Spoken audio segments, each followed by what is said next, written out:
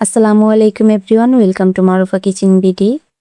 আশা করছি আপনারা সকলেই খুব ভালো আছেন। আজকের ভিডিওতে থাকছে তেলাপিয়া মাছের স্পাইসি রসবোনা রেসিপি।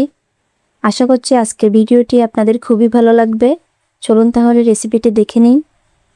এখানে নিয়েছি 3 টুকরা আদা, 7টি রসুনের কোয়া, হাফ কাপ পেঁয়াজ কুচি, হাফ টেবিল চামচ কাঁচা জিরা। এখন সবগুলো উপকরণ আমি শিলপাটায় বেটে নিব। আপনারা চাইলে ব্লেন্ডার জারে ব্লেন্ড করে নিতে পারবেন। অফ ক্যামেরায় আমি মশলাটা বেটে নিয়েছি।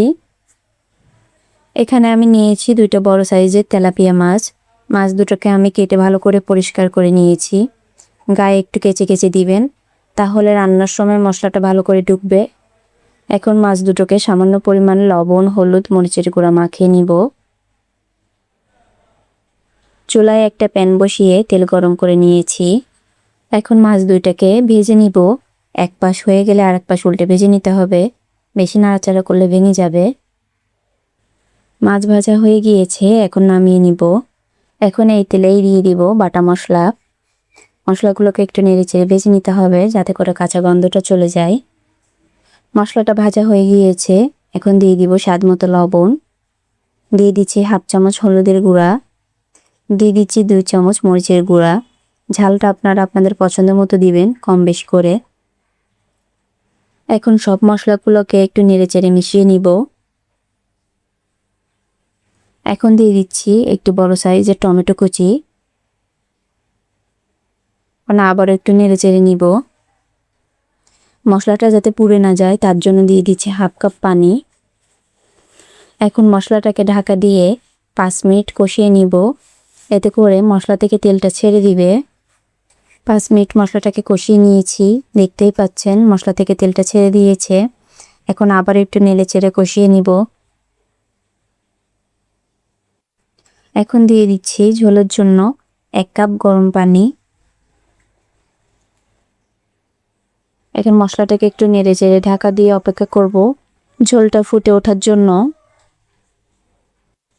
ঝোলটা ফুটে উঠেছে, এ পর্যায়ে দিয়ে দিব ভেজে রাখা মাছ। এখন চুলার আঁচটাকে একেবারে হাইটে রেখে 5 থেকে 6 মিনিট ঢাকনা দিয়ে রান্না করে নিব।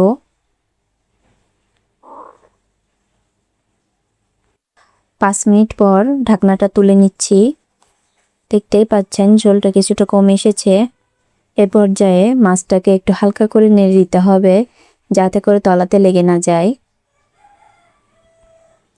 এখন দিয়ে দিব ভাজা গরম মশলার গুঁড়া। গরম মশলার গুঁড়োটা দিলে টেস্ট ভালো আসে।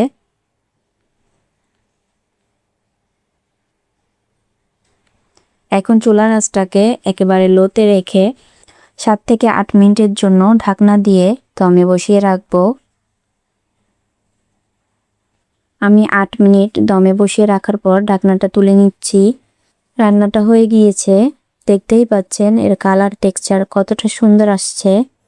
আজকের রেসিপিটা আপনাদের কাছে কেমন লেগেছে অবশ্যই কমেন্টে জানাবেন। রেসিপিটা ভালো লাগলে আমার চ্যানেলটিকে সাবস্ক্রাইব করবেন। পরবর্তী ভিডিওর নোটিফিকেশন পেতে পাশে থাকা বেল আইকনটি প্রেস করে রাখবেন। আবারও নতুন কোনো রেসিপি নিয়ে হাজির হব। সে পর্যন্ত সবাই ভালো থাকুন, সুস্থ থাকুন। আল্লাহ হাফেজ।